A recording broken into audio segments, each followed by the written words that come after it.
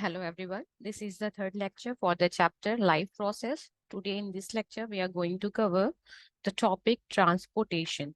Okay. Before this, let's do a quick recap. हमने जो अब तक पढ़ रखा है उसके बारे में छोटा सा हम रिवीजन करते हैं कि अब तक हमने क्या पढ़ा इस चैप्टर में। तो सबसे पहले हमने इस चैप्टर में पढ़ा था अबाउट न्यूट्रिशन, कि न्यूट्रिशन क्या होता है। तो न्यूट्रिशन प्रोसेस में बताया गया कि न्यूट्रिशन खाने से न्यूट्रिएंट्स का लेना और उस न्यूट्रिएंट्स का बॉडी में यूटिलाइज हो जाना ही क्या कहलाता है, न्यूट्रिशन।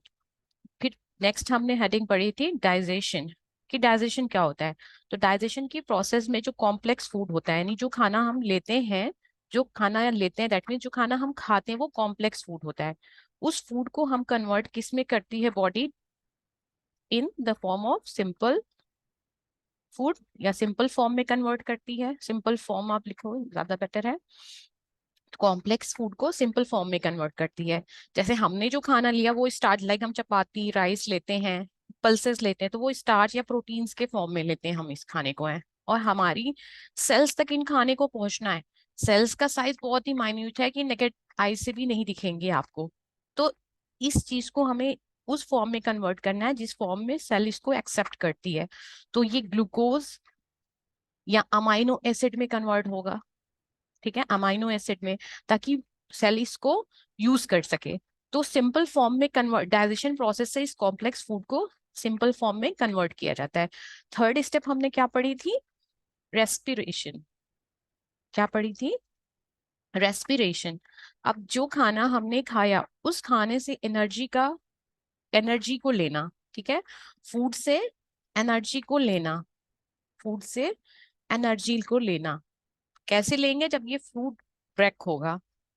ब्रेक कैसे होगा, in the presence of oxygen, यानी फूड का breakdown in the presence of oxygen to release energy. और इसी प्रोसेस को हम क्या कहते हैं, रेस्पिरेशन। तो ऑक्सीजन की प्रेजेंस कैसे आएगी, जब हम ब्रीदिंग प्रोसेस करेंगे। तो एस्पिरेशन की एक स्टेप आ जाती है ब्रीदिंग, ठीक है, एक स्टेप इसकी क्या है, ब्रीदिंग, जिससे हम इनहेल या एक्सहेल करेंगे एयर को। इनहेलेशन एंड एक्सहेलेशन इसके अंदर आता है। अब उस प्रोसेस से जब ऑक्सीजन आई, उसी के प्रेजेंस से फूड ब्रेकडाउन होगा, breakdown of the food to release energy. इस प्रोसेस को ही हम क्या कह रहे थे, रेस्पिरेशन। अब हमारी फोर्थ पॉइंट क्या है, हमारा फोर्थ पॉइंट है ट्रांसपोर्टेशन।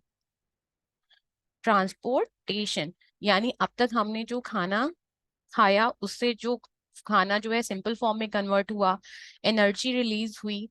इसके अलावा जो गैसेस होती हैं, तो ट्रांसपोर्टेशन प्रोसेस में क्या होगा, न्यूट्रिएंट्स खाने से क्या हमें मिलता है, न्यूट्रिएंट्स या वाटर, प्लस और क्या मिलेगा, जो गैसियस एक्सचेंज होता है। गैसियस एक्सचेंज डायरेक्टली मैं लिख रही हूँ, ठीक है, कार्बन डाइऑक्साइड या ऑक्सीजन वर्ड यूज अभी नहीं कर रहे हैं। गैसियस एक्सचेंज, और क्या, वेस्ट प्रोडक्ट को बॉडी पार्ट से, बॉडी के टिश्यूज और ऑर्गन से रिमूव करना। वेस्ट वेस्ट प्रोडक्ट्स को रिमूव करने का काम किस प्रोसेस के होगा, by the process of transportation. Transportation process, transportation का मतलब क्या होता है, किसी चीज को एक प्लेस से दूसरी प्लेस पे ले जाना, इसी को हम क्या कहते हैं, transportation. In case of human body, transportation की प्रोसेस किससे होती है, with the help of blood, ठीक है। ह्यूमंस के केस में, अदर एनिमल्स के केस में भी हम बात कर रहे हैं कि जो ट्रांसपोर्टेशन की प्रोसेस है हमारी बॉडी सेल्स तक खाने को पहुंचाना, यानी न्यूट्रिएंट्स को पहुंचाना, गैसेस को पहुंचाना, वाटर को, इनको पहुंचाना, और इन सेल से या बॉडी पार्ट से वेस्ट प्रोडक्ट को रिमूव करना, ठीक है। यही प्रोसेस क्या कहलाती है, ट्रांसपोर्टेशन। और इसमें हेल्प कौन करता है, ब्लड, ठीक है, हेल्प कौन करता है, ब्लड। सो हमारा अब फर्स्ट पॉइंट क्या हो गया कि हम ब्लड के बारे में पढ़ेंगे। ब्लड क्या होता है, तो ब्लड को अगर एक्सप्लेन करना हो तो हम बोलते हैं कि ब्लड क्या है, एक फ्लूइड कनेक्टिव टिश्यू है। Blood is a fluid connective tissue, ठीक है। इस वर्ड से क्या आप समझते हो, ब्लड के अलावा एक चीज और यूज होती है, दैट इज लिम्फ। ब्लड और लिम्फ इन दोनों को ही फ्लूइड कनेक्टिव टिश्यू कहा जाता है, ठीक है। तो अब लिम्फ क्या है इसके बारे में भी हम जानेंगे। एक होता है blood, the second one is the lymph. तो ब्लड क्या और लिम्फ, इन दोनों को क्या कहते हैं? Fluid connective tissue. फ्लूइड का मतलब आप ये समझो कि फ्लूइड मीन्स वो होता है जैसे कोई भी लिक्विड हो, जो चीज आप जमीन पे डालो जो फ्लो करना स्टार्ट कर दे। ठीक है, ठीक है। और कनेक्टिव टिश्यू को क्यों इसको बोलते हैं कनेक्टिव टिश्यू? से मीनिंग यहाँ पे ये आती है कि ये ब्लड जो है ये कनेक्ट कराता है ऑर्गन सिस्टम, जितने भी सिस्टम्स है बॉडी के अंदर, उन सिस्टम्स को कनेक्शन, उनसे कनेक्शन बनाता है। कनेक्शन कैसे बनाएगा कि इन टिश्यूज, इन सेल्स तक ये आपका न्यूट्रिएंट्स पहुंचाता है, वाटर सप्लाई करता है, गैसेस को या ऑक्सीजन को, गैसेस नहीं अब हम बोल रहे हैं कि ऑक्सीजन को पहुंचाता है, और इन रिटर्न इन टिश्यूज से और सेल्स से वेस्ट प्रोडक्ट को रिमूव करने का काम करता है। That's why they are called connective tissue. So blood and lymph both are called fluid connective tissue. तो फर्स्ट अभी हम डिस्क्राइब, फर्स्ट पार्ट अपना हम ले रहे हैं कि ब्लड, ब्लड जो होता है ये क्या है, इसका कॉम्पोजिशन क्या होता है। ठीक है, ब्लड का कॉम्पोजिशन क्या होता है। सो कॉम्पोजिशन ऑफ द ब्लड क्या है? तो ब्लड जो बनना होता है दैट इज प्लाज्मा।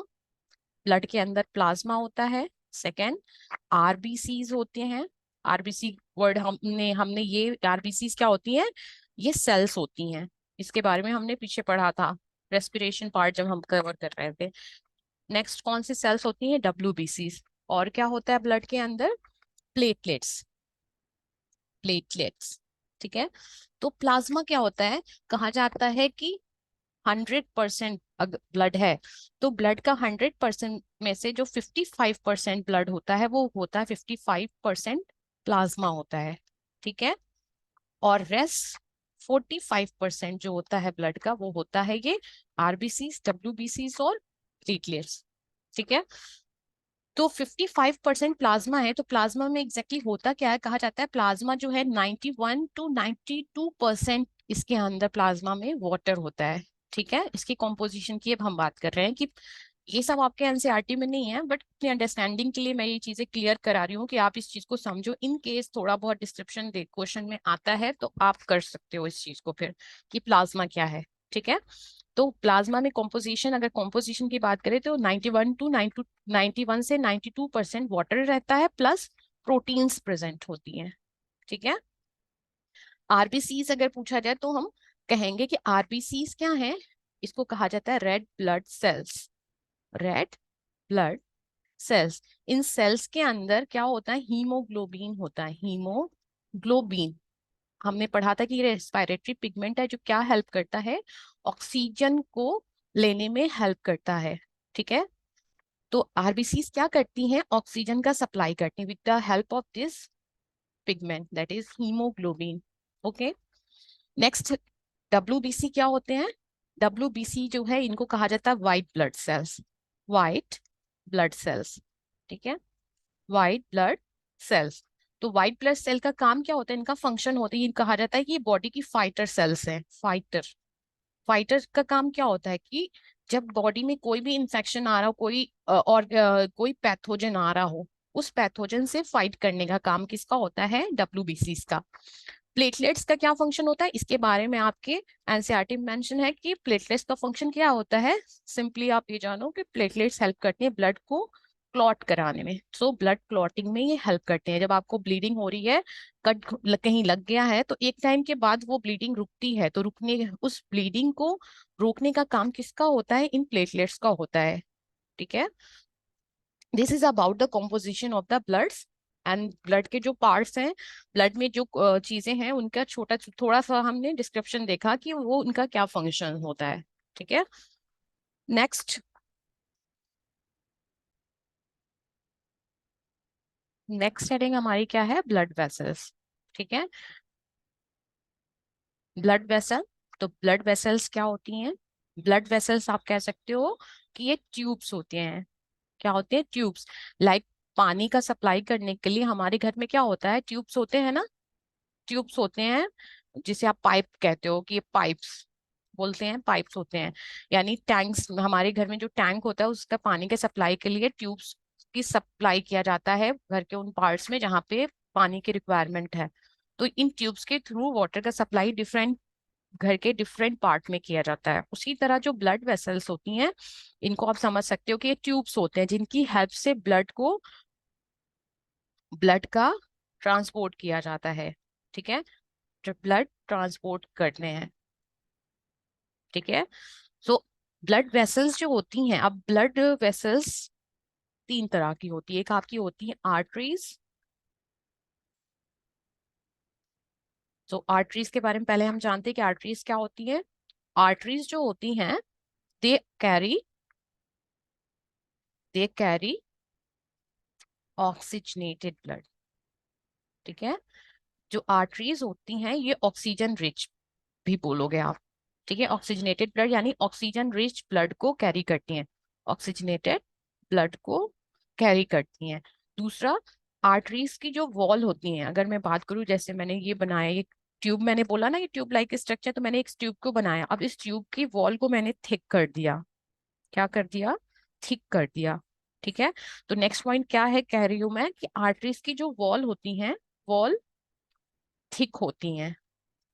दूसरा, थिक के अलावा ये वॉल जो होती है ये इलास्टिक होती है। इलास्टिक इलास्टिक इलास्टिक की मीनिंग होती है कि कुछ जिस चीज को आप स्ट्रेच कर सकते, उसे स्ट्रेच करो, वो स्ट्रेच हो जाएगी, फिर उसे अगर आप छोड़ दो तो वो अपनी नॉर्मल पोजीशन में आ जाती है। ठीक है, तो वॉल जो आर्टरीज की होती हैं ये थिक होती हैं। ये ऐसा क्यों होता है, इसका रीजन ये है कि हमारी बॉडी में एक, हमारी नेक्स्ट हेडिंग है हार्ट, जिसे पंप कहा जाता है, पंप ऑफ द बॉडी।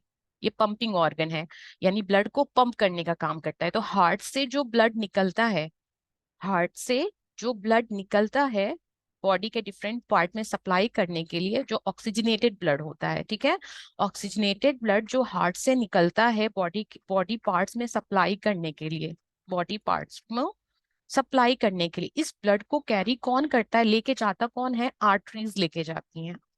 ठीक है, हमने यहाँ ऊपर लिखा ना कि ब्लड ऑक्सीजनेटेड ब्लड कैरी करती हैं आर्टरीज। तो इनकी वॉल थिक होने का रीजन ये है कि जब हार्ट से कोई चीज, मतलब ब्लड जब हार्ट से निकल रहा है तो एक प्रेशर के साथ निकल रहा है। हार्ट हमारा लब डब करता है ना, एक पंपिंग ऑर्गन है, पंप करता है, तो एक प्रेशर के साथ ब्लड फ्लो होता है बाहर की तरफ। इस प्रेशर को बियर करने के लिए इनकी जो वॉल्स होती हैं आर्टरीज की, ये थिक होती हैं। क्योंकि ये प्रेशर इतना ज्यादा होता है, अगर ये वॉल थिक ना हो तो ये वॉल्स ब्रेक हो जाएंगी, फट जाएंगी। ठीक है, और इलास्टिसिटी भी इसीलिए इसे प्रोवाइड की जाती है, जब ब्लड इसमें फिल हो तो ये अपने अपने अकॉर्डिंग अपने आप को थिक कर ले। तो इलास्टिक और थिक होने का रीजन आई विश आपको क्लियर हो गया होगा कि हार्ट से जो ब्लड होता है, ऑक्सीजनेटेड ब्लड, उसको आर्टरीज कैरी करती हैं, और आर्टरीज में एक प्रेशर के साथ ब्लड आता है, हार्ट से एक प्रेशर के साथ। तो इनकी वॉल का थिक होना और इलास्टिक होने का रीजन ये हो गया। ठीक है, ये इंपॉर्टेंट पॉइंट है, आप याद रखोगे कि हमेशा ये ऑक्सीजनेटेड ब्लड को ही कैरी करते हैं। एक्सेप्शन हम आगे पढ़ेंगे, एक एक्सेप्शन है इसमें, वो कहाँ पे है वो हम आगे पढ़ेंगे। दूसरी होती है हमारी वेन्स। दूसरी ब्लड वेसल क्या है? वेन। सो वेन के बारे में, वेन्स जो होती हैं always carry always carry deoxygenated blood. ठीक है, डीऑक्सीजनेटेड ब्लड, डीऑक्सीजनेटेड ब्लड। ठीक है, ये हमेशा डीऑक्सीजनेटेड ब्लड कैरी करेंगे। दूसरा, जो इनकी वॉल होती है, जो वेन्स होती है, इनकी वॉल जो होती हैं ये थिक नहीं होती एज कंपेयर टू आर्टरीज, लेकिन इनकी वॉल आप कह सकते हो कि थिन होंगी। लेकिन इनकी वॉल में, इस वॉल में वॉल्व्स होते हैं, प्लग्स जिसको आप कह सकते हो, जो रोकते हैं back flow of the blood. तो वॉल्व प्रेजेंट होते हैं, वॉल्व प्रेजेंट होते हैं। वॉल्व का फंक्शन क्या है? ये बैक फ्लो, ब्लड का बैक फ्लो रोकते हैं, यानी ब्लड वापस पीछे की तरफ ना जाए। तो ये बैक फ्लो को रोकता है कौन? वॉल्व।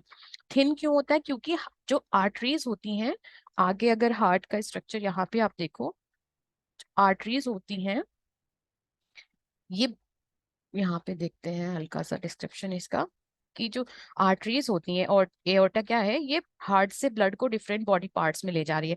बॉडी पार्ट से ब्लड को लेके हार्ट तक जाने का काम किसका होता है? वेन्स का होता है। ठीक है, तो वेन्स जो होती हैं, यहाँ पे देखें, तो वेन्स जो होती हैं ये इम्प्योर ब्लड कैरी करती हैं। Impure that is deoxygenated word हम यूज करेंगे कि डीऑक्सीजनेटेड ब्लड यूज करती हैं। और लेती कहाँ से? बॉडी पार्ट से डीऑक्सीजनेटेड, बॉडी सेल से, बॉडी पार्ट्स, टिश्यूज, ऑर्गन, ठीक है, बॉडी सेल्स से लेती हैं।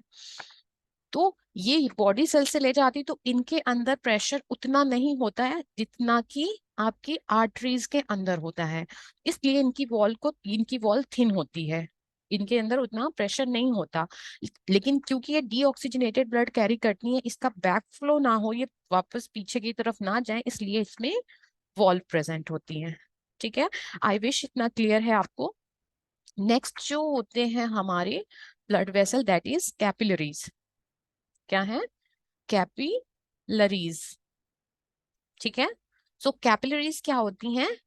ये वन सेल थिक होती हैं कैपिलरीज, वन सेल थिक। और ये स्मॉलेस्ट ब्लड वेसल होती है, स्मॉलेस्ट ब्लड वेसल। इनकी जो वॉल होती है, वॉल थिन होती है, और ये हेल्प करती है, help help in transport transport of nutrient, oxygen to body cells तक। अब सेल की साइज है वो बहुत माइन्यूट है, हमारी आर्टरीज और वेन जो है उसके कंपैरिजन में थिक होती हैं। तो इन सेल्स तक जो जो ब्लड वेसल पहुंचती है वो बहुत ही थिन होती, बहुत ही माइन्यूट होती है, और स्मॉलेस्ट ब्लड वेसल होती है। ठीक है, और ये सेल्स तक पहुंची, एक एक सेल तक पहुंचती है कैपिलरीज। ठीक है, और इनका फंक्शन क्या होगा? जो ब्लड का फंक्शन होता है, यानी ऑक्सीजन को बॉडी सेल्स तक पहुंचाना, न्यूट्रिएंट्स को पहुंचाना, और in return in return blood से या बॉडी पार्ट से या ऑर्गन से रिटर्न बॉडी पार्ट से वेस्ट को लेना, इनका फंक्शन होता है। ठीक है, यही जो कैपिलरीज होती हैं ये ज्वाइन होती हैं। एक पॉइंट इसमें आप लिख सकते हो कि capillaries join together join together join होके बनाती क्या है? Form veins. वेन्स बनाएंगी, ये बॉडी सेल्स तक पहुंचाती न्यूट्रिएंट्स को, फिर ये कैपिलरीज ज्वाइन हो जाती हैं, बनाएंगी क्या? वेन्स। और वेन्स का फंक्शन क्या होता है? डीऑक्सीजनेटेड ब्लड को कैरी करना, डीऑक्सीजनेटेड ब्लड कैरी करता है वेन्स। तो डीऑक्सीजनेटेड ब्लड में क्या होगा? कार्बन डाइऑक्साइड ये लेके जा रहा होगा, और वेस्ट प्रोडक्ट्स जो बॉडी का जो वेस्ट होगा उसको लेके जा रहा होगा। ठीक है, तो डीऑक्सीजनेटेड ब्लड में जो कार्बन डाइऑक्साइड है इसको कहाँ पहुंचाएगा? ये लंग्स तक, जहां पे हमने पीछे रेस्पिरेशन चैप्टर में पढ़ा था कि गैसेस एक्सचेंज लंग में होती है, और लंग में भी कहाँ पे? एल्वियोलाई में होती है ना? एल्वियोलाई का जो सरफेस होता है वहां पे ये गैसियस एक्सचेंज होता है, गैसियस एक्सचेंज होता है। तो ये carbon dioxide through veins lungs तक पहुंचाई जाती है, और वहां पे गैसियस एक्सचेंज होता है। होल बॉडी में ब्लड का सप्लाई कैसे होता है, ये सब अभी हम आगे की उसमें हेडिंग में क्लियर करेंगे इस पॉइंट को। आई विश इतने पार्ट आपको क्लियर हो गए हो। ओके, नेक्स्ट देख लेते हैं हम लिम्फ के बारे में कि लिम्फ क्या होता है। हमने कैपिलरीज पढ़ ली, यहाँ से अब हमें लिम्फ क्लियर हो जाएगा कि लिम्फ क्या होता है एग्जैक्ट। ठीक है, तो लिम्फ के बारे में हमने जब ब्लड पढ़ा वहां पे हमने क्लियर क्या किया था कि लिम्फ क्या है? ये फ्लूइड कनेक्टिव टिश्यू है, ये भी फ्लूइड है। और इसको डिस्क्राइब कैसे करते हैं कि ये फ्लूइड कनेक्टिव टिश्यू है। ठीक है, फॉर्मेशन बनता कैसे है, ये कैसे फॉर्म होता है? तो जो कैपिलरीज होती हैं, ये आपकी कैपिलरीज है। ठीक है, इस कैपिलरी की वॉल से इसकी वॉल से कुछ प्लाज्मा, कुछ प्रोटीन्स, ठीक है, प्लाज्मा प्रोटीन, और कुछ ब्लड सेल्स। ठीक है, ये ब्लड सेल्स स्केप हो जाती हैं, यानी यहां से स्केप होके, इस कैपिलरी से स्केप होके ऐसे, एक मिनट,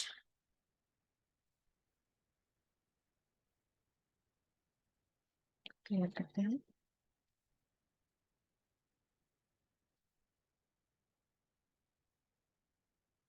मैंने ये बनाया, ये देखो आप, ये कैपिलरी है, ठीक है। इस कैपिलरी से कुछ प्लाज्मा, प्रोटीन्स और प्रोटीन्स और ब्लड सेल्स स्केप हो जाती हैं, ठीक है। ब्लड सेल्स स्केप हो जाती हैं, यानी यहाँ से निकल के बाहर आ जाती हैं, इस कैपिलरी से निकल के इस एरिया में आ जाती हैं जहाँ पे सेल्स मौजूद हैं, ठीक है। इन सेल्स के बीच में आ जाती हैं, सेल्स के बीच, ठीक है। तो क्या आप कह सकते हो कि ये कहाँ पे आ जाती हैं? Intercellular space. जो दो सेल्स के इंटरसेलुलर स्पेस क्या होता है? दो सेल्स के या सेल्स के दो सेल्स के बीच का जो स्पेस होता है उसको कहते हैं हम इंटरसेलुलर स्पेस। तो ये जो प्लाज्मा, प्रोटीन और ब्लड सेल हैं, ये दो सेल्स के बीच में जो स्पेस होता है यानी इंटरसेलुलर स्पेस में आ जाते हैं। और उसी को इस टाइम पे हम क्या बोलते हैं कि ये जो यहाँ पे ब्लड, प्लाज्मा, प्रोटीन जो जो आ गया है, इसको ही हम क्या नाम दे रहे हैं अब है? जो इंटरसेलुलर स्पेस में आ गया है, इसको हम क्या कहेंगे कि ये लिम्फ है। क्या है ये? लिम्फ। तो लिम्फ को अगर हमें डिस्क्राइब करना हुआ तो हम क्या कहेंगे कि लिम्फ क्या है? फ्लूइड कनेक्टिव टिश्यू है। बना कैसे? कि कैपिलरीज की वॉल से कुछ प्लाज्मा, कुछ प्रोटीन्स, कुछ ब्लड सेल स्केप हो जाते हैं और इंटरसेलुलर स्पेस में आ जाते हैं। उसी को हम क्या कहने लगते हैं? हम इसको ही लिम्फ कहते हैं, ठीक है। और फॉर्मेशन समझ में आया आपको? नेक्स्ट क्या, कि इसके बारे में एक पॉइंट हम ये लिखेंगे कि ये सिमिलर होता है, similar to blood plasma.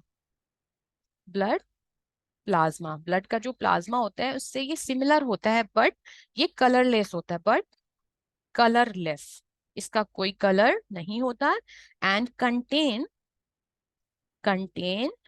Less proteins, ये लेस प्रोटीन को लिया हुआ होता है, यानी प्लाज्मा के कंपैरिजन इनके अंदर जो प्रोटीन होती है लेस होती है। दूसरा, ये कलरलेस होता है, इसका कोई कलर नहीं होता। जबकि प्लाज्मा के बारे में इधर हमने क्या पढ़ा था कि प्लाज्मा क्या है? प्लाज्मा के अंदर हमने पढ़ा था कि ये जो प्लाज्मा है, प्लाज्मा के अंदर ये आरबीसी, डब्ल्यूबीसी और ये प्लेटलेट सस्पेंडेड होते हैं। क्या होते हैं? सस्पेंडेड। कोई चीज इसके अंदर है, ठीक है। और प्लाज्मा अपने आप में किस चीज से बना है? वाटर प्लस प्रोटीन से।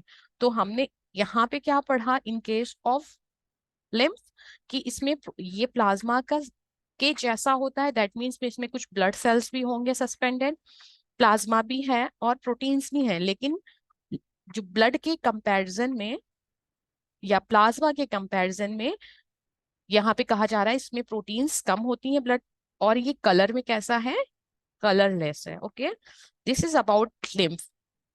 नेक्स्ट हमारा है the heart, the pumping organ, ठीक है। Heart, the pumping organ. तो हार्ट के बारे में हम क्या मेंशन करेंगे? हमारा फर्स्ट पॉइंट हो जाएगा कि the size of the heart. Heart का साइज क्या होता है? साइज क्या होता है? एक क्लोज फिस्ट, यानी जब आप अपनी मुट्ठी को, आप क्लोज फिस्ट यानी मुट्ठी को आप जब बंद करते हो तो जो आपको शेप नजर आता है, रफली हार्ट का शेप वैसा ही होता है। और जो साइज होती है, जितनी आपकी क्लोज फिस्ट की साइज है, एक ह्यूमन हार्ट की साइज उतनी ही होती है, तो क्लोज फिस्ट के बराबर होता है। दूसरा, जो हार्ट होता है ये पंपिंग ऑर्गन है। पंपिंग ऑर्गन यानी ये पंपिंग का काम करता है। जैसे घर में हमारे मोटर्स यूज होते हैं किसी चीज को, वाटर को सप्लाई के लिए, पंप करने के लिए, उसी तरह हमारी बॉडी में हार्ट क्या है? एक पंपिंग ऑर्गन है। थर्ड, ह्यूमन हार्ट जो है वो फोर चैम्बर्ड स्ट्रक्चर है। फोर चैम्बर्ड स्ट्रक्चर है। फोर चैम्बर्ड स्ट्रक्चर का मतलब क्या है? कि इसके अंदर फोर कंपार्टमेंट्स हैं।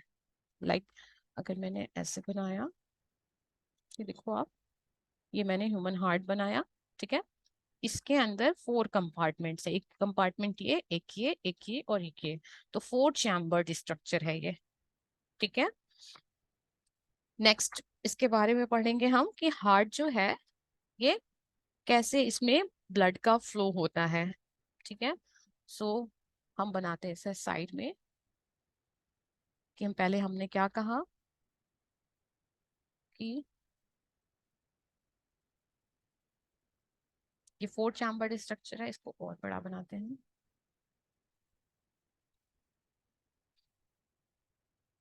ऐसे बनाते हैं, ठीक है। ये 4 चैम्बर्ड स्ट्रक्चर है, तो इसमें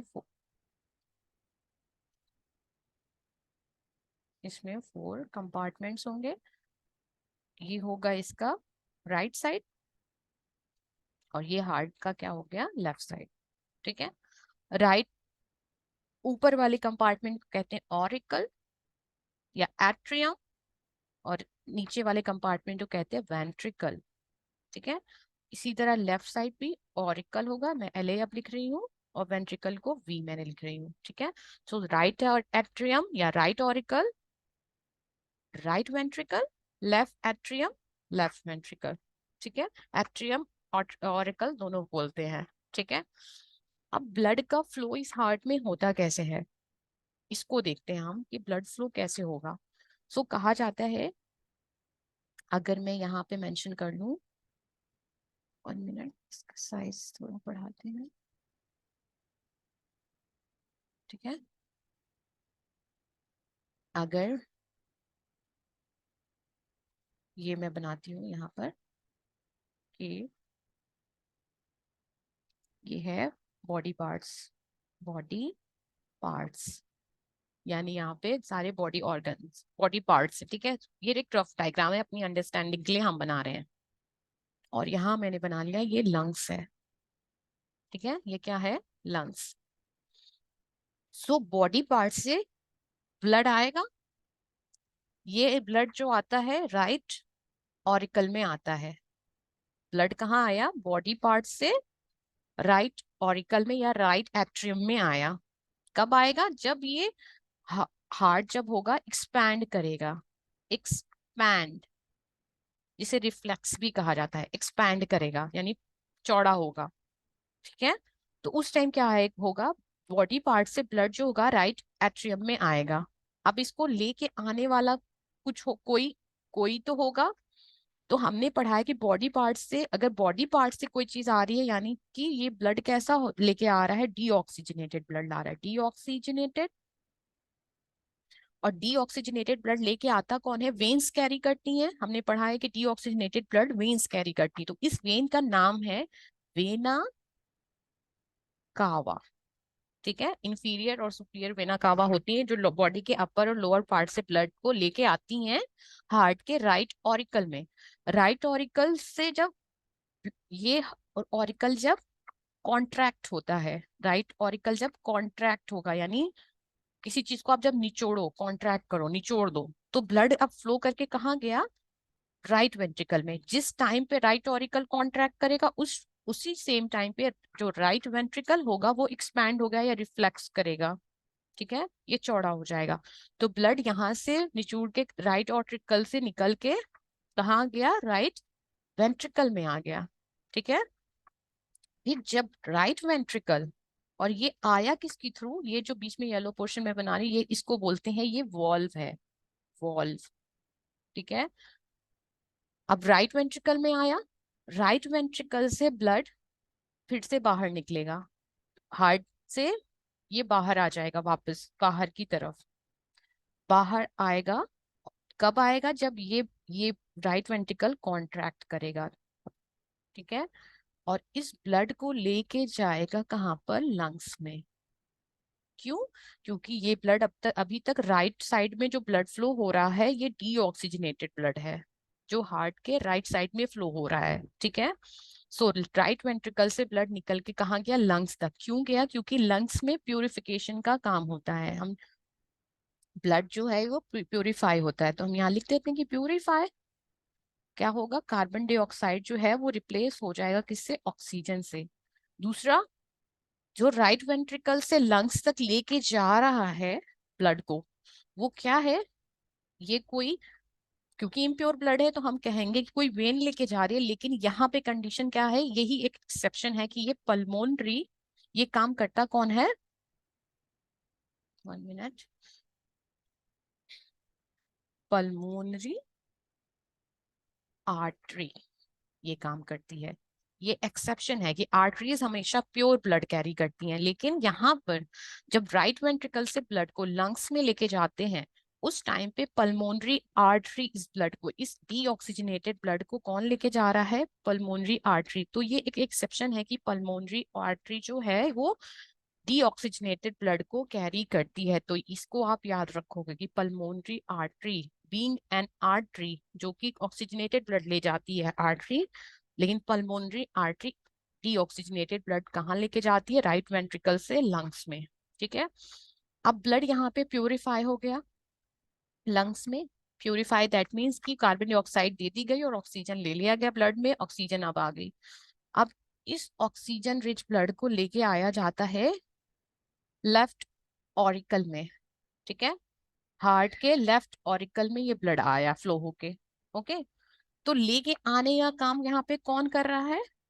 इस ये करती है पल्मोनरी वेन, यानी ऑक्सीजनेटेड ब्लड अब कैरी कौन कर रहा है? वेन्स कैरी कर रही हैं। जबकि वेन्स का फंक्शन क्या होता है कि ये डीऑक्सीजनेटेड ब्लड कैरी करते हैं। लेकिन लंग्स से जो ब्लड लेफ्ट ऑरिकल में यानी हार्ट के लेफ्ट पार्ट में आ रहा है वो एक वेन लेके आ रही है। और नेम क्या है उसका? पल्मोनरी। यहां मैं लिख दे रही हूँ कि पल्मोनरी वेन नेम है इसका। ठीक है, ये पल्मोनरी वेन लेके आ रही है। फिर यहाँ पे भी वॉल्व प्रेजेंट होती है। ठीक है, ये वॉल्व प्रेजेंट है। यहाँ पे हमने बात की थी ये वॉल्व है, तो यहाँ पे भी वॉल्व प्रेजेंट है। तो जब ब्लड यहाँ पे आए दैट मीन्स एक्सपैंड हुआ लेफ्ट ऑरिकल। फिर जब ये कॉन्ट्रैक्ट होगा ब्लड अब फ्लो होके यहाँ से वॉल्व के थ्रू यहाँ पे आ जाएगा लेफ्ट वेंट्रिकल में, यानी इस टाइम पे ये एक्सपैंड हुआ। ठीक है, और जब ये कॉन्ट्रैक्ट करेगा लेफ्ट वेंट्रिकल, वॉल्व के थ्रू आया ब्लड लेफ्ट वेंट्रिकल में, कॉन्ट्रैक्ट किया left ventricle, blood left ventricle से बाहर निकल गया, बाहर आ गया। और कहाँ गया? हम इससे ऐसे बनाते हैं, कलर डिफरेंट बहुत लेते हैं कि ब्लड अब बाहर आया। और आया कहाँ? बॉडी के पार्ट्स तक। लेफ्ट वेंट्रिकल से ब्लड निकल के बॉडी पार्ट्स तक। लेकिन ये ब्लड कैसा था? ये ऑक्सीजनेटेड ब्लड है। ऑक्सीजनेटेड क्योंकि ये लंग से आ रहा है लेफ्ट पार्ट में, लेफ्ट हार्ट के लेफ्ट पार्ट में, लेफ्ट ऑरिकल, लेफ्ट वेंट्रिकल से निकल के ब्लड को पंप कर दिया गया बॉडी पार्ट्स में। तो ये ऑक्सीजनेटेड ब्लड है पहला। दूसरा लेके कौन आएगा? ये आर्टरीज लाएंगी। इस आर्टरी का नाम क्या है? इस आर्टरी का नाम है इस आर्टरी का नाम है एओर्टा। ठीक है, ये क्या है? एक आर्टरी है। यहाँ पे ये वेन है। तो एक्सेप्शन कहाँ पे आता है? सिर्फ जब हार्ट से लंग को ब्लड जाता है और लंग्स से जब ऑक्सीजनेटेड ब्लड आता है तो यहाँ पे ले जाने का काम इम्प्योर ब्लड को करता है या डीऑक्सीजनेटेड ब्लड को पल्मोनरी आर्टरी, और लंग्स से left side of the heart blood को लेके कौन आता है? Pulmonary vein. यही एक एक्सेप्शन है, इसको आपको याद रखना है। ठीक है, और लेफ्ट पार्ट से ब्लड को लेके एओर्टा आता है। तो एओर्टा क्या है? ये एक आर्टरी है। ठीक है, ये आर्टरी है। वेना कावा वेन है जो कि डीऑक्सीजनेटेड ब्लड कैरी करता है, जो कि वेन्स का फंक्शन है। ठीक है, तो ये इस तरह से ब्लड सर्कुलेट होता है आपकी बॉडी के अंदर। ह्यूमन हार्ट अगर, और हमने बोला कि ये फोर चैम्बर्ड है, तो फोर चैम्बर्ड में हमने देखा कि ब्लड कैसे फ्लो होता है। फोर चैम्बर्ड हार्ट है और ब्लड कैसे फ्लो हो रहा है वो आप देखो। ये देखो एनसीईआरटी की इमेज है, कैसे यहाँ बताया जा रहा है कि ये बॉडी ऑर्गन्स हैं। ठीक है, ये बॉडी पार्ट्स हैं आपके। अब लंग्स को छोड़ के, बॉडी पार्ट्स है लेकिन लंग्स को छोड़ के, ठीक है, यहाँ पे जाके ब्लड ब्लड यहाँ पे से जा रहा है वेना कावा की हेल्प से। ये आपका राइट ऑरिकल है, राइट वेंट्रिकल है। फिर यहाँ से ब्लड देखो निकल के जा रहा है पल्मोनरी आर्टरी के थ्रू लंग्स में। ये कैपिलरीज, यहाँ पे ब्लड जो है एक्सचेंज हुआ, ऑक्सीजन रिच ब्लड जो है पल्मोनरी वेन्स के थ्रू, राइट। और this is the left part of the heart, तो लेफ्ट ऑरिकल में, देन यहाँ से लेफ्ट वेंट्रिकल में, फिर यहाँ से ब्लड निकल के through the aorta body parts में सप्लाई कर दिया जा रहा है। ठीक है, सो अंडरस्टैंड करना इसको इजी है, थोड़ा सा ध्यान देना होगा, चीजें आपको समझ आ जाएंगी इजीली। इसमें बहुत बड़ा ऐसा कोई पॉइंट नहीं है जो आपको समझ ना आए। ठीक है, if you try to understand definitely you can. Next points, हम इसमें कुछ पॉइंट्स हैं जो एनसीईआरटी में दे रखे हैं उसको हम देख लेते हैं। सो हमारे कुछ पॉइंट्स और हम क्या देख रहे हैं कि हम पीछे हमने क्या देखा, यहाँ पे इस डायग्राम से देखो आप, कि हमने बताया कि जो यहाँ पे क्लियर है अभी, तो यहाँ पे देखो आप, जो हार्ट का राइट साइड होता है, ये राइट साइड है, और ये क्या है, इधर जो है ये left side of the heart है। राइट साइड जो होता है यहाँ पे डीऑक्सीजनेटेड ब्लड होता है, इस साइड पे सिर्फ आपने देखा कि राइट साइड में डीऑक्सीजनेटेड ब्लड है, फिर ये लंग्स तक जा रहा है, और राइट साइड में, ओके। और लेफ्ट साइड में क्या है, ऑक्सीजनेटेड ब्लड फ्लो हो रहा है। तो फोर्थ चैम्बर्ड हार्ट में आप देखते हो कि एक सेप्टम है, ये देखो आप, एक सेप्टम है, ये वॉल है, ये डिवाइडिंग वॉल, जो कि लेफ्ट साइड को राइट साइड, हार्ट का लेफ्ट साइड जो है राइट साइड से डिवाइड करके रखता है। ये सेप्टम हेल्प करता है राइट साइड को लेफ्ट साइड से अलग करने में। तो ये हेल्प कैसे करेगा, ये किस तरह से हेल्प करता है, यानी ये किस तरह से हेल्प करता है ब्लड को अलग करने में, किस तरह से हेल्पफुल है इन case of fourth chambered structure of the heart. तो हमारे इसमें हम कुछ पॉइंट्स देखते हैं जो कि ऑलरेडी मेंशन्ड है आपके एनसीईआरटी के अंदर, कि लेफ्ट साइड जो है ऑफ द हार्ट जो है वो सेप्टम के थ्रू थ्रू सेप्टम ये अलग हो जाता है right side of the heart. और ये हेल्प कैसा होता है, that is helpful to mix, यानी that is helpful to prevent, आप लिख सकते हो, एक वर्ड यहाँ पे लिखेंगे, prevent the mixing of deoxygenated blood to oxygenated blood, यानी डीऑक्सीजनेटेड ब्लड अलग हो जाता है और ऑक्सीजनेटेड ब्लड अलग हो जाता है। ठीक है, ये हेल्पफुल कैसे होता है, जो ऑर्गेनिज्म लाइक जो बर्ड्स होती हैं, इन केस ऑफ बर्ड्स, ये इंपॉर्टेंट पॉइंट है आपका, बर्ड्स या जो मैमल्स होते हैं, ठीक है, मैमल्स होते हैं, इनको ऑक्सीजन का रिक्वायरमेंट ज्यादा होता है, ऑक्सीजन का रिक्वायरमेंट यहाँ पर ज्यादा होता है। तो ये सेपरेशन जो होता है, लेफ्ट साइड और राइट साइड का जो सेपरेशन होता है, ये हाई सप्लाई ऑक्सीजन की प्रोवाइड करता है। अगर ये दोनों सेक्शन अलग नहीं होता सेप्टम के से, तो ऑक्सीजन की रिक्वायरमेंट पूरी नहीं की जा सकती थी। तो ये डिवीजन हेल्प किसमें करता है, हम एक पॉइंट लिख देंगे कि सेपरेशन हेल्प्स, ठीक है, हेल्प्स या अलाउ अ हाईली एफिश sorry highly efficient efficient supply of oxygen to the body। ठीक है, सेपरेशन क्या हेल्प करता है, कि efficient supply of oxygen to the body. ठीक है, तो जब सेपरेशन होगा तो ऑक्सीजन जो है हाईली सप्लाई होगा, कहाँ पर, जिन ऑर्गेनिज्म में ऑक्सीजन की रिक्वायरमेंट ज्यादा होती है, लाइक बर्ड्स या मैमल। क्यों इनको ज्यादा होती है, क्योंकि इनकी जो बॉडी होती है वो टेम्परेचर को मेंटेन करती है, टेम्परेचर को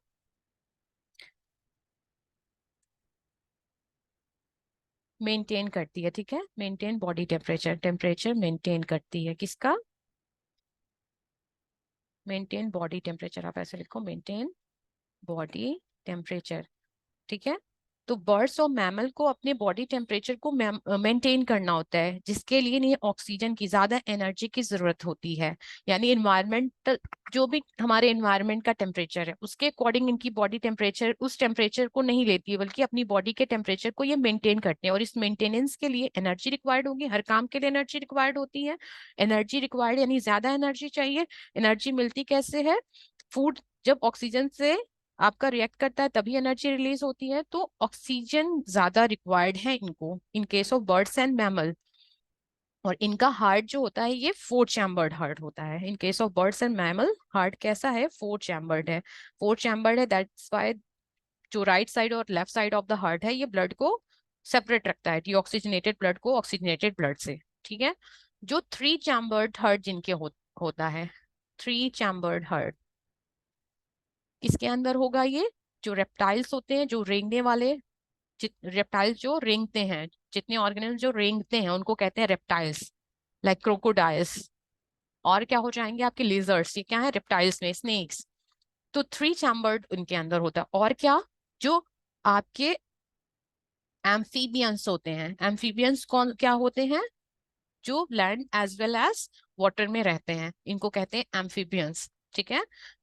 सो एम्फीबियंस और रेप्टाइल्स, इनके अंदर थ्री चैम्बर्ड हार्ट होता है। थ्री चैम्बर्ड हार्ट होता है तो इनके अंदर क्या कहा जाता है कि डीऑक्सीजनेटेड ब्लड ऑक्सीजनेटेड ब्लड से मिक्सअप होता है लिटिल बिट। ठीक है, थोड़ा बहुत मिक्सअप हो जाता है, और इस चीज को ये बियर भी करते हैं। ठीक है, क्योंकि इनको अपनी बॉडी टेम्परेचर को मेंटेन करने की जरूरत नहीं होती है। अपने इन्वायरमेंट का जो टेम्परेचर होता है, उस टेम्परेचर के अकॉर्डिंग इनका बॉडी टेम्परेचर, अगर बाहर का एनवायरमेंट गर्म है तो इनकी बॉडी गर्म रहेगी, अगर बाहर का एनवायरमेंट ठंडा है तो ये अपनी बॉडी को ठंडा रखेंगे। तो इन्वायरमेंटल टेम्परेचर पे ये डिपेंड करेंगे। तो इनको एनर्जी की रिक्वायरमेंट उतनी ज्यादा नहीं होती, क्योंकि इनको अपनी बॉडी के टेम्परेचर को मेंटेन नहीं करना होता है। ठीक है। एक पॉइंट और आता है किसके बारे में, this is about the fishes. ठीक है, हमने three chamber four chambered heart पढ़ा, फोर चैम्बर्ड हार्ट कैसे हेल्पफुल होता है ये भी पढ़ा। एक पॉइंट यहाँ पे आता है हमारा अबाउट द फिशेस। फिशेस के अंदर हार्ट जो होता है वो टू चैम्बर्ड हार्ट होता है। इस एग्जाम्पल को आप याद रखोगे। ठीक है, टू चैम्बर्ड हार्ट होता है। टू चैम्बर्ड जो हार्ट होता है फिशेस के अंदर, इसमें होता क्या है कि फिशेस के पास गिल्स होती हैं। ठीक है, गिल्स क्या करती हैं? गैसियस एक्सचेंज में हेल्प करती हैं, गैसियस एक्सचेंज में हेल्प करती हैं, एक्सचेंज। अब टू चैम्बर हार्ट है तो फिशेस के अंदर देखा जाता है, कलर चेंज करते हैं, कि ब्लड जो है हार्ट से पंप होके गिल्स तक जाएगा। हार्ट का काम क्या होता है? पंपिंग करना, ये प्यूरिफिकेशन, यानी ब्लड में ऑक्सीजन को डिसॉल्व करना काम हार्ट का नहीं होता। हार्ट का काम सिर्फ क्या होता है? एक पंपिंग ऑर्गन है। तो फिशेस के अंदर भी ये पंपिंग का ही काम करेगा। ये ब्लड पंप करेगा गिल्स तक, जहाँ गिल्स क्या करेंगी? गैसेस एक्सचेंज करेंगे, इस ब्लड को प्योरीफाई करेंगे, दैट इज ऑक्सीजनेटेड बनाएंगी, और फिर गिल्स के थ्रू बॉडी पार्ट्स में ये ब्लड फ्लो हो जाएगा, इन केस ऑफ फिशेस। ठीक है, बॉडी पार्ट्स में ये ब्लड फ्लो हो जाएगा। तो यहाँ पे इनके केस में, फिशेस के केस में क्या देखा जा रहा है कि ब्लड जो है हार्ट से निकला, गया गिल्स में, गिल्स से बॉडी पार्ट में। हमने इसमें बैक फ्लो, यानी जो ब्लड है वो वापस जाते दोबारा हार्ट में नहीं देखा। ब्लड एक बार ही हार्ट में जा रहा है और वहां से निकल के गिल्स में आ रहा है, और गिल्स से बॉडी पार्ट्स में। तो एक पॉइंट फिशेस में आता है कि यहाँ पे सिंगल सर्कुलेशन पाया जाता है। इन case of fishes single circulation of blood होता है, यानी हार्ट से ब्लड निकला, गिल्स में गया, गिल्स से बॉडी पार्ट्स में सप्लाई कर दिया गया, हार्ट में दोबारा ब्लड नहीं फ्लो हो रहा है। ठीक है।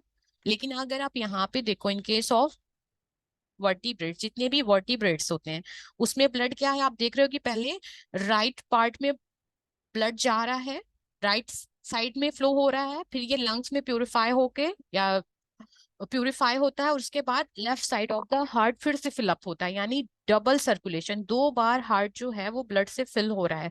तो जितने भी वर्टिब्रेट्स होते हैं वहां पे डबल सर्कुलेशन होता है, डबल सर्कुलेशन होता है ब्लड का। ठीक है, ये पॉइंट आप याद करोगे, जितने भी वर्टिब्रेट्स होते हैं वहां पे ट्वाइस, दो बार ब्लड जो है वो सर्कुलेट होता है हार्ट के अंदर। और इन केस ऑफ फिशेज यहाँ पे सिंगल सर्कुलेशन होता है। यहाँ से आपका क्वेश्चन बोर्ड में पूछा गया है। ठीक है, our next heading is blood pressure, कि ब्लड प्रेशर क्या होता है। तो ब्लड प्रेशर क्या होता है इसको देखते हैं। ये देखो आप, ये ब्लड वेसल है। ठीक है, ब्लड वेसल में आपकी आर्टरीज वेन सारे आ गए। ठीक है, हमने ब्लड वेसल पढ़ा है क्या है। तो ब्लड ब्लड जो है इस ब्लड वेसल से पास होगा और इस पे प्रेशर एक्सर्ट करेगा। ठीक है, ब्लड जो है इन ब्लड वेसल्स पर प्रेशर एक्सर्ट करेगा। तो ब्लड प्रेशर को अगर हमें डिफाइन करना होगा तो हम क्या पॉइंट लिख सकते हैं कि the pressure of the blood, the pressure of the blood, या that blood exerts against the wall of against the wall of a vessel. ठीक है, इसको ही हम क्या कहते हैं, blood pressure. It is called blood pressure. इसी को ब्लड प्रेशर कहा जाता है. यानी ब्लड का प्रेशर वेसल्स की वॉल पर, जो प्रेशर ब्लड एक्सर्ट करते हैं इन ब्लड वेसल्स की वॉल पर, ब्लड वेसल्स की वॉल पे जो प्रेशर ब्लड लगाता है, उसी प्रेशर को कहा जाता है ब्लड प्रेशर. ठीक है. एक पॉइंट और इसमें क्या आता है कि जो प्रेशर इन वेसल्स की वॉल पे लग रहा है, अब हमने पढ़ा कि वेसल्स, ब्लड वेसल्स जो होती हैं वो आर्टरीज भी होती हैं, वेन्स भी होती हैं और कैपिलरीज भी होती हैं. ठीक है, आर्टरीज भी होती हैं, वेन्स भी होती है और कैपिलरीज. तो कहा जाता है कि आर्टरीज के वॉल पे ये ब्लड प्रेशर ज्यादा होता है. तो हम लिखेंगे this pressure is much greater than is much greater in the wall of arteries than in veins. इसका रीजन हम पीछे पढ़ चुके हैं कि ये प्रेशर वहां पे आर्टरीज की वॉल पे ज्यादा क्यों होगा, क्योंकि ब्लड जो है पंप होके जब ब्लड निकलता है हार्ट से, तो हार्ट से निकलने वाला जो ब्लड होता है वो आर्टरीज कैरी करती हैं. आपने पढ़ा था कि इसको आर्टरीज कैरी करती हैं. तो इसके आर्टरीज पे ब्लड का प्रेशर ज्यादा होगा. ये ब्लड क्योंकि हार्ट से निकल रहा है, इन पे प्रेशर ज्यादा होगा.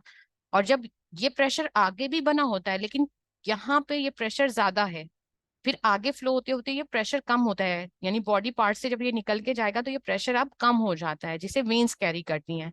तो यही पॉइंट यहाँ लिखा गया है कि ब्लड प्रेशर जो होता है आर्टरीज की वॉल पे ज्यादा होता है देन इन वेन्स. ठीक है. नेक्स्ट पॉइंट क्या होगा, जो आर्टरीज की वॉल पे जब आर्टरीज कॉन्ट्रैक्ट करती हैं, ठीक है, कॉन्ट्रैक्ट यानी अपने अंदर से ब्लड को निकाल के बाहर करती हैं, ठीक है, उसको सिस्टोलिक प्रेशर कहा जाता है. Systolic pressure. सिस्टोलिक प्रेशर क्या हो जाएगा, pressure of blood, the pressure of blood inside the artery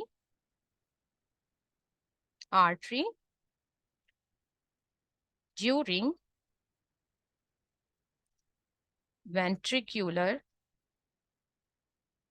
systole. ठीक है, वेंट्रिकुलर सिस्टोल. सिस्टोल मतलब कॉन्ट्रैक्शन, वेंट्रिकुलर सिस्टोल मतलब कॉन्ट्रैक्शन. ठीक है. Pressure of blood inside the artery during ventricular systole.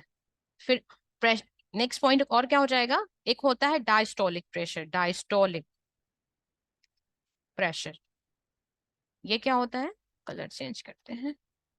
Diastolic pressure क्या होता है, इसको डिफाइन करना होगा. तो सेम पॉइंट आएगा कि pressure of blood inside the, अभी तक बात क्या हो रही है, आर्टरी की ही बात हो रही है. आर्टरी इनसाइड द आर्टरी, ठीक है, ड्यूरिंग वेंट्रिक्यूलर, वर्ड बस चेंज हो जाएगा. सिस्टोल से अब क्या हो गया, डायस्टोल हो जाएगा. Ventricular diastole. डायस्टोल का मतलब पहले कॉन्ट्रैक्शन हुआ डायस्टोल, और तो ये रिफ्लेक्स, तो हम कह देंगे इसको डायस्टोल मतलब रिलैक्सेशन या रिलैक्सेशन, जब रिलैक्स हो जाएगी. ठीक है, एक्सपैंड हो जाएगा, जिसको हम ऐसे भी कह सकते हैं. तो इसको ही क्या कहा जाता है, ये डायस्टोलिक प्रेशर है. ठीक है. तो सिस्टोलिक प्रेशर और डायस्टोलिक प्रेशर नॉर्मल, जो जो सिस्टोलिक प्रेशर और डायस्टोलिक, जो हम बीपी लेते हैं, बीपी ब्लड प्रेशर इज सब बीपी, यहाँ पे इसको इन शॉर्ट हम क्या बोलते हैं, बीपी बोला जाता है ना, कि बीपी चेक करिए. तो ये होता है बीपी. तो प्रेशर कहाँ लिया जाता है, ये आर्टरीज का प्रेशर होता है जब ये फ्लो करती हैं अपनी वॉल्स में. ठीक है. तो ये सिस्टोलिक और डायस्टोलिक प्रेशर नॉर्मली होता कितना है, ये ब्लड प्रेशर आपका. तो नॉर्मल सिस्टोलिक प्रेशर जो होता है आपका, systolic pressure that is 120 mm Hg. ठीक है, ये सिस्टोलिक प्रेशर है, ये जो कि नॉर्मल बताया जा रहा है, सिस्टोलिक प्रेशर. ठीक है. और डायस्टोलिक प्रेशर कितना होता है, 80 mm Hg. mmHg, ये क्या है, डायस्टोलिक प्रेशर है, ये नॉर्मल है। नॉर्मल नॉर्मल अगर कोई पर्सन नॉर्मल जिसके अंदर ब्लड प्रेशर नॉर्मल है, अगर 20/80 होगा तो कहा जाएगा कि इस पर्सन का ब्लड प्रेशर नॉर्मल है। mmHg जो है ये यूनिट है ब्लड प्रेशर की। इस mmHg का फुल फॉर्म क्या होता है, millimetre of mercury, millimetre of mercury. ठीक है, ठीक है। So this is about the blood pressure. ठीक है, तो नेक्स्ट हमारी हेडिंग है ट्रांसपोर्टेशन। अभी तक हमने ट्रांसपोर्टेशन की बात कहाँ की थी, ह्यूमंस के केस में हार्ट का स्ट्रक्चर पढ़ा, हार्ट। ठीक है, नेक्स्ट क्या है हमारा कि हम ट्रांसपोर्टेशन पढ़ेंगे कहाँ पर, प्लांट्स में। प्लांट्स में ब्लड जैसी कोई चीज तो है नहीं जो ट्रांसपोर्ट कराए, तो प्लांट्स के अंदर ट्रांसपोर्टेशन का काम कौन करता है, यहाँ पे हम इसको पढ़ेंगे। ठीक है, so in case of plants transportation कैसे होगा, तो पहले हम जानते हैं, जैसे अगर हम एक प्लांट ड्रॉ करते हैं, ठीक है, मालवी प्लांट है, ठीक है, होगा कहाँ पर, प्लांट्स जो होते हैं हम जानते हैं कि ये सॉइल में होंगे, ये सॉइल में होगा। तो प्लांट का जो जो सोर्स होता है, नहीं, जो जो इसकी सोर्स होगा, जो यहाँ पे न्यूट्रिएंट्स होंगे, न्यूट्रिएंट्स जो होंगे वो सॉइल के अंदर होंगे। न्यूट्रिएंट्स कहाँ होंगे, जो रॉ मटेरियल होगा वो कहाँ पे होगा, सॉइल के अंदर। दूसरा, जो प्लांट्स की लीव्स होती हैं, ठीक है, यहाँ पे हमने पढ़ा कि लीव्स में जो होते हैं, यहाँ पे क्लोरोप्लास्ट प्रेजेंट होते हैं।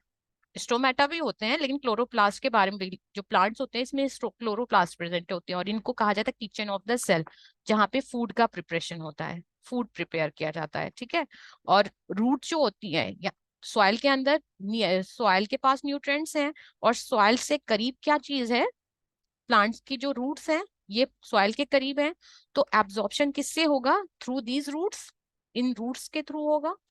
ठीक है, और सॉइल में ही आपके न्यूट्रिएंट्स प्रेजेंट है, तो रूट रूट के थ्रू चीजें जाएंगी, और फूड आप देख रहे हो कि यहाँ प्रिपेयर हो रहा है। तो कहा जाता है कि अगर ये प्लांट की साइज छोटी है, बहुत बड़ी नहीं है, यानी जहाँ खाना बन रहा है और यहाँ से वाटर मिनरल का एब्जॉर्प्शन हो रहा है रूट से, अगर इन दोनों का जो डिस्टेंस है वो शॉर्ट है, शॉर्ट डिस्टेंस है, ठीक है, इनके बीच की अगर शॉर्ट डिस्टेंस है, शॉर्ट डिस्टेंस अगर है, शॉर्ट डिस्टेंस कैसे बात की जा रही है कि लीफ और रूट के बीच, यानी जहां पे फूड प्रिपेयर हो रहा है, जहां से वाटर और मिनरल लिया जा रहा है, इन दोनों के बीच की डिस्टेंस अगर कम है, शॉर्ट डिस्टेंस, तो इस तरह के में जो ट्रांसपोर्ट होगा वो डिफ्यूजन प्रोसेस हमने पढ़ा है कि डिफ्यूजन की जो प्रोसेस होती है वो हेल्पफुल होती है, यानी थ्रू डिफ्यूजन जो चीजें हैं ये प्लांट्स के रूट से डिफ्यूज होकर डिफरेंट बॉडी पार्ट तक पहुंच जाएंगे, यानी डिफ्यूजन यहाँ पे हेल्पफुल है। But in case of large plants या लॉन्ग, जो लार्जर प्लांट्स होते हैं, लार्ज जो प्लांट्स होते हैं, ठीक है, क्योंकि अब हम प्लांट्स की बात कर रहे हैं, जो लार्ज प्लांट्स होते हैं, तो डिफ्यूजन वहां पे जो डिफ्यूजन प्रेशर होता है वो सफिशिएंट नहीं होता कि प्लांट, अब जैसे ये मान लो एक ट्री है, यहाँ डिफ्यूजन प्रेशर सफिशिएंट नहीं है जो कि प्लांट्स में मिनरल्स और फूड को सप्लाई कर सके। तो इस लार्ज प्लांट्स में स्पेशल सेल्स होती हैं, स्पेशल सेल्स होती हैं जो water minerals, water and minerals का और फूड और अदर सब्सटेंस का एंड अदर सब्सटेंस का फ्लो कराती हैं। तो प्लांट्स के केस में जो स्पेशल सेल्स हैं उनका नाम क्या है, वाटर एंड मिनरल्स को जो सप्लाई करती हैं फ्रॉम, ठीक है, इनको क्या कहते हैं, जाइलम, ये जाइलम सेल्स हैं, और जो फूड का ट्रांसपोर्ट करती हैं उनको कहते हैं फ्लोएम। ठीक है, इतनी चीजें क्लियर हो रही हैं कि अगर शॉर्ट डिस्टेंस है तो थ्रू डिफ्यूजन हो सकता है, लेकिन अगर प्लांट बड़ा है तो कुछ स्पेशल सेल रिक्वायर्ड होंगे जिसके थ्रू प्लांट में वाटर और मिनरल फ्रॉम रूट्स और फूड फ्रॉम लीव्स सप्लाई किया जाएगा, फ्रॉम लीव्स जो है बॉडी के डिफरेंट, प्लांट की बॉडी के डिफरेंट पार्ट में, क्योंकि खाना यहाँ प्रिपेयर हो रहा है, इस खाने को बॉडी पे जहां भी रिक्वायरमेंट है प्लांट को वहां पहुंचाना होगा, और रूट से मिनरल और वाटर को प्लांट को यहाँ पहुंचाना होगा लीफ तक, क्योंकि खाना जब बनाएगी लीफ तो खाने को क्या मिनरल्स की जरूरत होगी, इस लीफ को मिनरल्स की जरूरत होगी, वाटर की जरूरत होगी। ठीक है, तो इसको सप्लाई करने का काम क्या कौन करता है, रूट्स के जरिए आता है, कौन सी स्पेशल सेल है, ये है जाइलम। ठीक है, तो नेक्स्ट हम मूव करते हैं, पहले हम जाइलम के बारे में देखते हैं कि वाटर और मिनरल ट्रांसपोर्ट प्लांट्स के अंदर कैसा होता है। तो our heading is transportation of water and mineral in the plants. ठीक है, तो वाटर एंड मिनरल्स का ट्रांसपोर्ट कैसे होता है, तो हमने बात किया कि जो जाइलम सेल्स होती हैं वो हेल्प करती हैं। तो एक पॉइंट हम नोट करेंगे यहाँ पर कि जो जाइलम जाइलम सेल्स होती हैं, जाइलम जो होता है इसको कहा जाता है वेस्कुलर टिश्यू। जाइलम और फ्लोएम दोनों को ही वेस्कुलर टिश्यू कहा जाता है, ये वेस्कुलर टिश्यू है। ये किन चीजों से मिलके बना होता है उसके बारे में भी आप मेंशन कर लो कि इसके अंदर 4 सेल्स होती हैं। 4 नेम क्या क्या है? ट्रैकेट्स, वेसल्स, ठीक है, जाइलम पैरेन्काइमा। ये सब आपके एनसीईआरटी में नहीं है, लेकिन हमें थोड़ी सी चीजें पता होनी चाहिए एक्स्ट्रा। जाइलम फाइबर, ठीक है, फाइबर ट्रैक। आपकी जो एनसीईआरटी है वहां पे वेसल्स और ट्रैकेट्स का नाम आएगा। ठीक है, ये मेंशन नहीं है कि जाइलम जो होता है इन 4 सेल्स से बना होता है। सो फर्स्ट पॉइंट हम लिखते हैं यहाँ पर है कि जो जाइलम टिश्यू होता है, in xylem tissue tissue vessels and tracheids of roots, stems and leaves, ठीक है, आर इंटरकनेक्टेड। ये क्या होती हैं? एक दूसरे से जुड़ी हुई होती हैं to form a continuous system of a continuous system of water conducting channel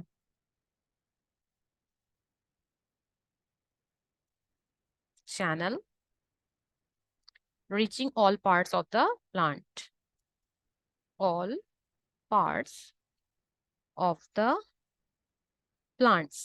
ठीक है, तो जाइलम टिश्यू के अंदर जो वेसल्स और ट्रैकेट्स होती हैं ये रूट्स, स्टेम, लीव्स हर जगह पाई जा रही हैं और कहा जा रही है एक दूसरे से इंटरकनेक्टेड है, जुड़ी हुई हैं, ताकि जिससे क्या होता है वाटर का एक कॉन्टिन्यूअस कंडक्शन होता रहता है, ताकि वाटर बॉडी प्लांट की बॉडी के डिफरेंट पार्ट्स तक सप्लाई किया जा सके।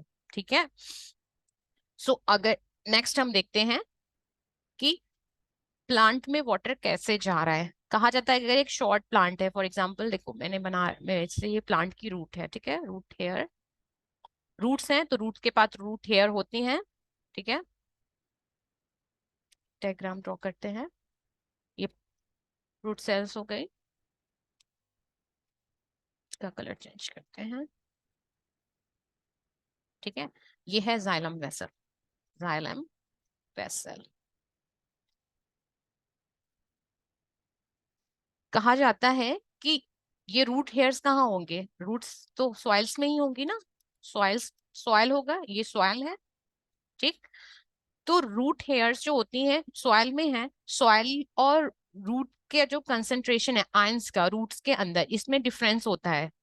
तो ये कंसेंट आयंस में difference between soil and root, ठीक है, आयंस का डिफरेंस सॉइल और रूट्स के बीच में, जब आयंस का डिफरेंस होगा यानी यहाँ पे आयंस जो होंगे आपके ज्यादा होंगे और यहाँ कम होंगे, तो ये आयंस जो हैं, या आप समझो कि यहाँ पे आयंस का कंसंट्रेशन कम है और यहाँ पे ज्यादा है, क्योंकि यहाँ पे वाटर भी अवेलेबल है सॉइल के साथ, तो यहाँ पे आयंस का कंसंट्रेशन कम है और यहाँ पे ज्यादा है। ठीक है, तो वाटर क्या करेगा, मिनरल्स और वाटर अपने साथ मिनरल्स को डिसॉल्व रखता है, तो क्या करेगा इस रूट हेयर से वाटर जो है वो अंदर की तरफ जाएगा। कहाँ जाएगा? अंदर की तरफ मूव करेगा। ठीक है, और ये वाटर जो है एक प्रेशर के साथ, जब तक कि ये कंसंट्रेशन में डिफरेंस रहेगा, आयंस कंसंट्रेशन में डिफरेंस रहेगा, वाटर जो है सॉइल्स यानी अपनी सराउंडिंग्स में से सॉइल से वाटर जो है मूव कराएगा इस रूट सेल्स की हेल्प तक से, और कहाँ पहुंच जाएगा? जाइलम वेसल्स तक। और जाइलम जो वेसल्स होती हैं, बताया क्या कहा क्या गया आपसे कि ये जो होती हैं हेल्प करती हैं वाटर के ट्रांसपोर्ट में। जाइलम सेल्स यहाँ पे नहीं है, यहाँ पे आ रही है। तो रूट, ये जो वाटर का कंडक्शन कॉन्टिन्यूअस हो रहा है, कहा जाता है कि ये एक प्रेशर कर एक्सर्ट करता है, दैट इज रूट प्रेशर। ये रूट का प्रेशर है। क्यों बन रहा है ये? Due to the difference in the ion concentration, ion के कंसंट्रेशन में डिफरेंस की वजह से वाटर प्लस मिनरल कॉन्टिन्यूअस इस रूट सेल से अंदर की तरफ जा रहे हैं और जाइलम वेसल्स तक पहुंचेंगे और ये वाटर का कंडक्शन करेंगे। लेकिन ये रूट प्रेशर कब कहाँ काम करता है? कुछ हाइट तक। अगर एक प्लांट हर्बेशियस प्लांट है, लाइक हर्बेशियस, क्योंकि हर्बेशियस प्लांट जो होते हैं वो छोटे होते हैं, ये रूट प्रेशर सफिशिएंट होता है उनके बॉडी सेल्स में, मतलब कंप्लीट होल प्लांट में वाटर का सप्लाई करने के लिए, इन केस ऑफ हर्बेशियस प्लांट। लेकिन व्हाट अबाउट द प्लांट, जो बड़े प्लांट जो ट्रीज होते हैं, ठीक है, हर्बेशियस के अलावा जो आपके श्रब्स होते हैं, उनमें वाटर का अगर कंडक्शन करना है तो जो रूट प्रेशर होता है वो एक पॉइंट तक ही पानी लेके पहुंचेगा, यानी एक पॉइंट तक ही ये प्रेशर क्रिएट होता है। ठीक है, उसके बाद ये कंडक्शन बंद कर देता है, वाटर इससे ऊपर अब नहीं जाएगा। तो प्लांट के तो हर पार्ट में हमें वाटर का सप्लाई करना है। तो इन केस ऑफ लार्जर प्लांट एक दूसरा जो एक सिस्टम काम करता है, दैट इज एक प्रेशर है, दैट इज ट्रांसपिरेशन पुल कहते हैं इसको, ट्रांसपिरेशन पुल। इसकी हेल्प से वाटर जो है ऊपर की तरफ कंडक्ट होगा। तो ट्रांसपिरेशन पुल क्या होता है? सबसे पहले अगर हम समझें कि ट्रांसपिरेशन क्या होता है। Transpiration, so loss of water in the form of, water का लॉस होना in the form of water vapour. ठीक है, प्लांट पार्ट्स या स्टोमेटा से वाटर का लॉस होना, इसको ही क्या कहते हैं? ट्रांसपिरेशन। इसको क्या कहते हैं? Transpiration. The loss of water from plant parts, specially stomata से वाटर का वाटर वेपर के फॉर्म में लॉस होना ही ट्रांसपिरेशन कहलाता है। तो पुल कैसे क्रिएट होगा? देखो आप, 1 मिनट, लाइक ये हमारा एक ट्री है, ठीक है, ये इसकी लीव्स हैं, यहाँ पे स्ट्रोमेटा प्रेजेंट है, लीफ पर स्ट्रोमेटा प्रेजेंट है। इस स्ट्रोमेटा से जब ये स्ट्रोमेटा ओपन क्लोज, हम जानते हैं कि स्ट्रोमेटा जो है ये गैसियस एक्सचेंज में हेल्प करता है इन केस ऑफ प्लांट। इसके साथ साथ कुछ वाटर भी एटमॉस्फेयर में रिलीज होता रहेगा। जब यहाँ से एटमॉस्फेयर में वाटर रिलीज होगा तो यहाँ पे वाटर की रिक्वायरमेंट होगी, जरूरत पड़ेगी। तो ये एक पुल जनरेट करेगा। पुल यानी एक प्रेशर डालेगा प्लांट के ऊपर, एक प्रेशर डालेगा कि यहाँ पे प्लांट को वाटर की रिक्वायरमेंट है। क्या है? प्लांट को वाटर की रिक्वायरमेंट है। और प्लांट जो है वाटर की रिक्वायरमेंट को पूरी करने के लिए कुछ दूर तक तो प्लांट जो है रूट प्रेशर के थ्रू प्लांट में वाटर यहाँ तक आया। अब ये वाटर जो है एक कॉलम बना लेता है। जो जाइलम वेसल्स होती हैं उनके थ्रू जाइलम सेल्स इस वाटर को कंडक्शन कहाँ करती हैं? इस स्टोमेटा तक, यहाँ तक वाटर का कंडक्शन हो रहा है। ठीक है, अब यहाँ पे जब प्रेशर क्रिएट हो रहा है कि यहाँ पे प्रेशर वाटर का रिक्वायरमेंट है, स्टोमेटा को वाटर की रिक्वायरमेंट है, ठीक है, तो इस वाटर जो लॉस हो रहा है इसको कंपनसेट करने के लिए नीचे से वाटर जो है इस जाइलम वेसल्स में, इसको कंपनसेट करने के लिए इस लीफ तक पहुंचेगा। तो कुछ हाइट तक तो रूट प्रेशर काम करेगा आपका, यानी रूट सेल से लाइक, ठीक है, रूट सेल से जाइलम सेल्स तक पहुंचाएगा। कुछ यहाँ तक आपका रूट प्रेशर काम कर रहा है। उसके बाद जो आपका ट्रांसपिरेशन पूल होता है, ट्रांसपिरेशन पूल क्या होता है? मैंने बताया कि ट्रांसपिरेशन जब प्रोसेस होगी उससे वाटर लॉस होगा थ्रू स्टोमेटा प्लांट पार्ट से, और जब ट्रांसपिरेशन होगा तो वो एक पुल जनरेट करेगा। ट्रांसपिरेशन प्रोसेस जब होगी तो पुल पुल क्या, पुश होता है, एक वर्ड हम यूज करते हैं पुश पुल। पुल यानी किसी चीज को अपनी तरफ खींचना, एक सक्शन जनरेट होगा, यानी एक सक्शन, कोई चीज को खींचना।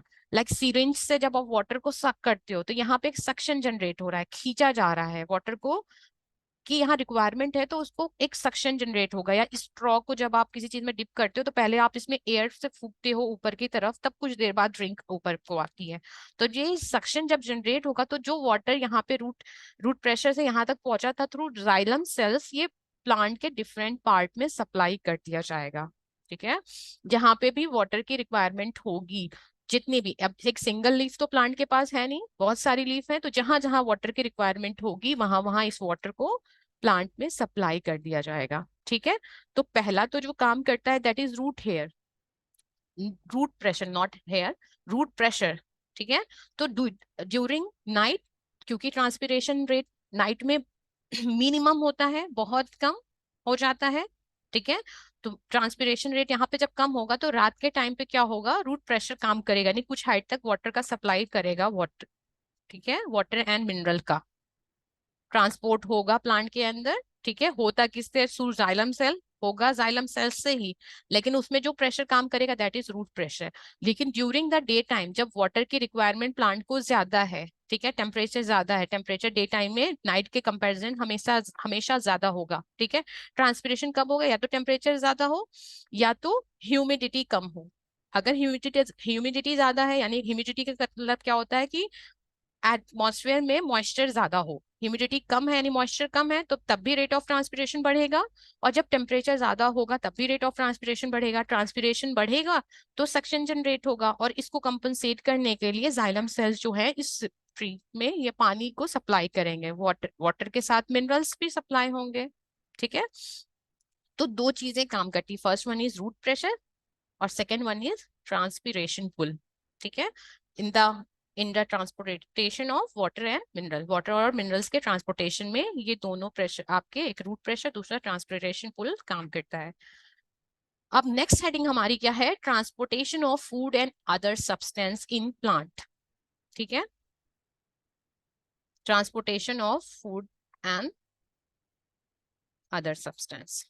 सो हमने पहले क्या पढ़ा कि फूड का सप्लाई करता कौन है, फ्लोएम। कौन करता है, फ्लोएम। तो फ्लोएम में जैसे हमने जाइलम में पढ़ा कि जाइलम जो सेल्स होती हैं वो उनके वो फोर सेल, उसके फोर एलिमेंट्स होते हैं। उसी तरह फ्लोएम में भी फोर एलिमेंट्स हैं। फ्लोएम जो है वो भी फोर एलिमेंट्स से मिलकर बनी हुई है। एक आपका क्या होगा, एक हो गई आपकी कंपेनियन सेल,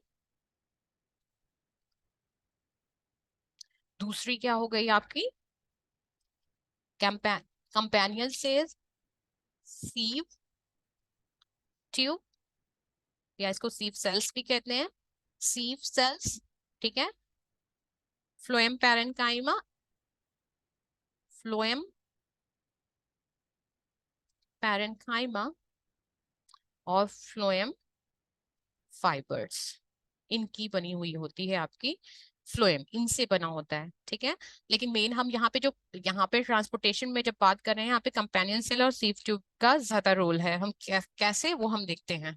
ठीक है, सो फ्लोएम हेल्प करता है किसमें, इन the transportation of food and other substance in the plant.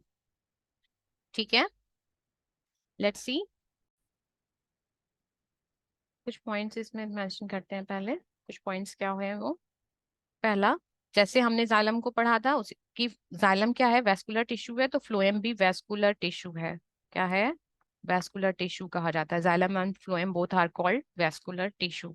ठीक है, तो फ्लोएम क्या करता है, फूड का ट्रांसपोर्ट करता है, तो सॉल्युबल प्रोडक्ट्स को ये लेके जाता है, सॉल्युबल प्रोडक्ट्स को ट्रांसपोर्ट करता है। तो the transport of soluble products, और ये प्रोडक्ट्स बने कहाँ से, by the process of photosynthesis बने हैं। तो फोटोसिंथेसिस से जो प्रोडक्ट्स बनते हैं, ठीक है, उनका ट्रांसपोर्ट करना, बनता क्या है, फूड बनता है ना, इस फूड के ट्रांसपोर्ट को कहा क्या जाता है, इस प्रोसेस को कहा जाता है ट्रांसलोकेशन। ठीक है, फोटोसिंथेटिक प्रोडक्ट्स के ट्रांसपोर्ट को कहा जाता है ट्रांसलोकेशन। ठीक है, करता कौन है, फ्लोएम, एवेस्कुलर टिश्यू। इतनी चीज हम याद रखेंगे। ठीक है, नेक्स्ट आ जाते हैं कि होता कैसे ये ट्रांसपोर्ट है। जैसे हमने कहा कि ये मान लो आपका एक, ये ये क्या है, इस सेल का नाम है सीव, सीव सेल या सीव ट्यूब भी कहा जाता है। ठीक है, पहले भी मैंने मेंशन किया, ये क्या है, सीव ट्यूब या सीव सेल। ये जो होती है परफोरेटेड होती है, यानी यहाँ पे पोर्स होते हैं। परफोरेशन मतलब कोई चीज इससे अंदर बाहर आएगी जाएगी। ठीक है, अब एक सेल तो होगी नहीं ये, या अकेली एक सेल नहीं होगी, इसके नीचे एक दूसरी सेल भी प्लेस्ड होगी ऐसे, एक सेल यहाँ भी होगी लाइक दिस। ठीक है, कुछ सेल्स इसके इसके बगल में भी सेल प्लेस्ड होंगी। ठीक है, यहाँ भी होंगी। तो इतना ही हम बना रहे हैं अभी। सारी ये क्या कहलाती है, जो परफोरेटेड पार्ट होता है इसको कहा जाता है सीव प्लेट। सीव प्लेट है ये। सीव मतलब क्या होता है, छन्नी को भी सीव कहते हैं, यानी जो छानने का काम करती है, तो परफोरेटेड होती हैं। ठीक है जी, कोई चीज छन के इनसे बाहर निकल जाएगी। ये देखो आप। अब इनके बगल में जो होते हैं,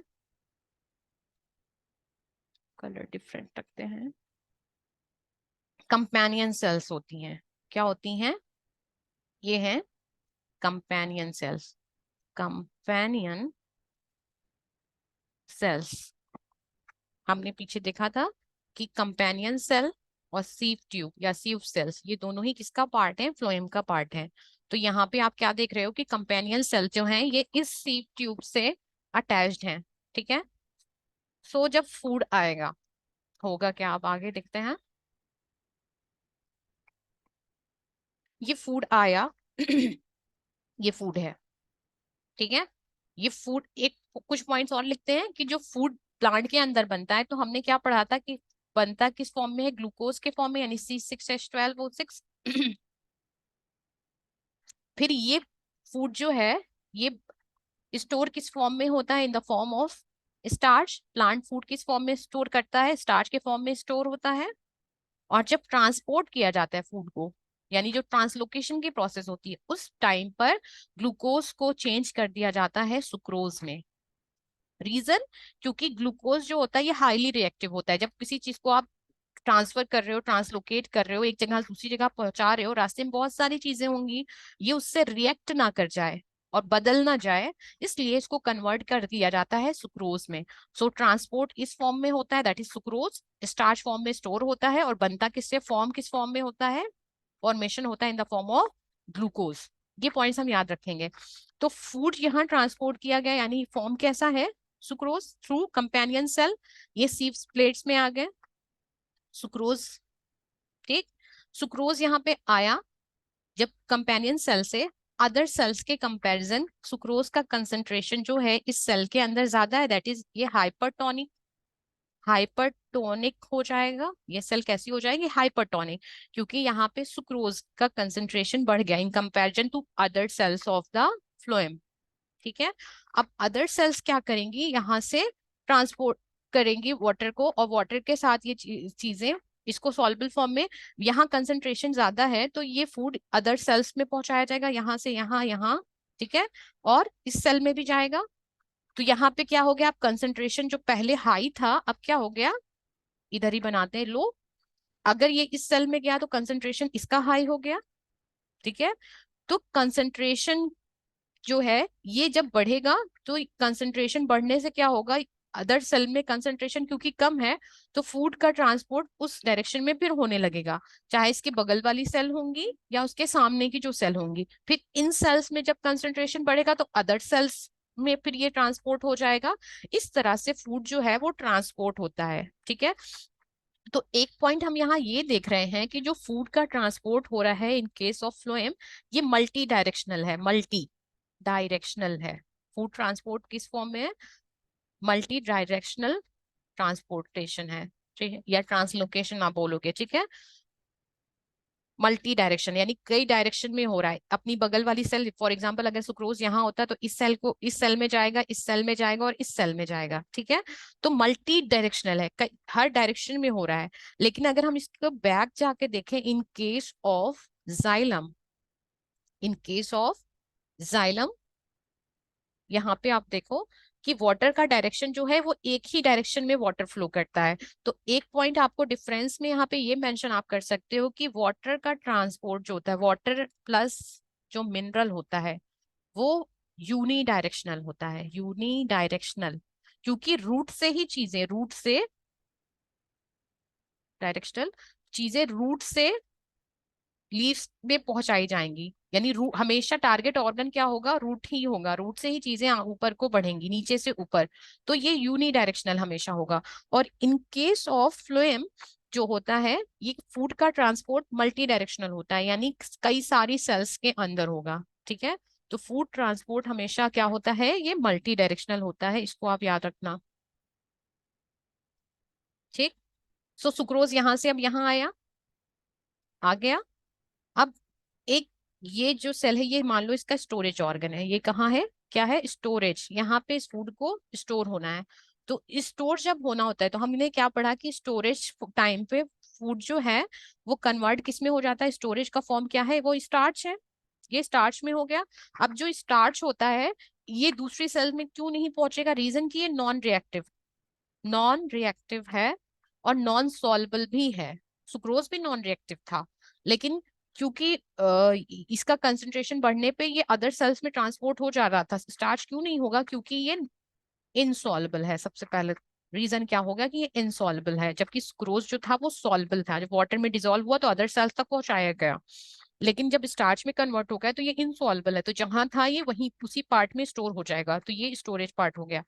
तो इस सेल में जब ये स्टार्च के फॉर्म में पहुंचाया जाएगा तो यहाँ पे एनर्जी खर्च होती है। एनर्जी किस फॉर्म में हम देते हैं, in the form of ATP, यानी टारगेट ऑर्गन में जब पहुंचाया जाता है फूड को, यानी स्टोरेज पार्ट में, तो एनर्जी लगती है, दैट इज एटीपी। ये पॉइंट आप याद रखना, ठीक है। पहले जब ये था ये पैसिव फ्लो हो रहा था, यहाँ पे कोई एनर्जी रिक्वायर्ड नहीं थी, लेकिन जब इसको स्टोरेज ऑर्गन पे पहुंचाया गया तो वहां पे एनर्जी खर्च की गई, ठीक है। और एनर्जी खर्च की गई और इसको किस फॉर्म में स्टोर किया गया, प्लांट का स्टोर का फॉर्म क्या होता है, स्टार्च, तो स्टार्च के फॉर्म में से स्टोर कर लिया गया। जिस ये हो गया हमारा क्या कि ट्रांसपोर्ट, फूड में का ट्रांसपोर्ट प्लांट के अंदर किस तरीके से होता है। तो हमें दो पॉइंट्स और ये सारे पॉइंट्स याद रखने हैं। आप, आई विश ये चीजें आपको क्लियर हैं। ये चीज आप याद रखना कि जो फूड ट्रांसपोर्ट होता है, फूड का जो ट्रांसपोर्ट होता है जिसे ट्रांसलोकेशन कहा जाता है, ये मल्टी डायरेक्शनल होता है, मल्टी डायरेक्शनल। और वाटर और मिनरल्स का ट्रांसपोर्ट जो होता है वो यूनी डायरेक्शनल होता है, ठीक है। वाटर एंड मिनरल का जो ट्रांसपोर्ट होता है वो यूनी डायरेक्शनल होता है, इस चीज को आप याद रखना, ठीक है। This is all about today's lecture. इससे रिलेटेड जितने भी हमारे पीवाईक्यूज होंगे हम नेक्स्ट सेशन में इसको सॉल्व करेंगे। इसके अलावा आपको कोई भी जो डाउट्स आते हैं, अपने डाउट्स आप कमेंट सेक्शन में लिखो, डेफिनेटली मैं आंसर करूंगी जहां पे भी आपको कोई भी डाउट आ रहा है, ठीक है। और इस लेक्चर को आप स्पीड बढ़ा के देखो, जहां पे आपको लगता है कि चीजें आपको और क्लियर करनी है वहां पे आप स्पीड को स्लो कर लो, अदरवाइज स्पीड फास्ट करके देखोगे तो लेक्चर जल्दी कवर होगा आपका, ठीक है। Thank you, have a good day.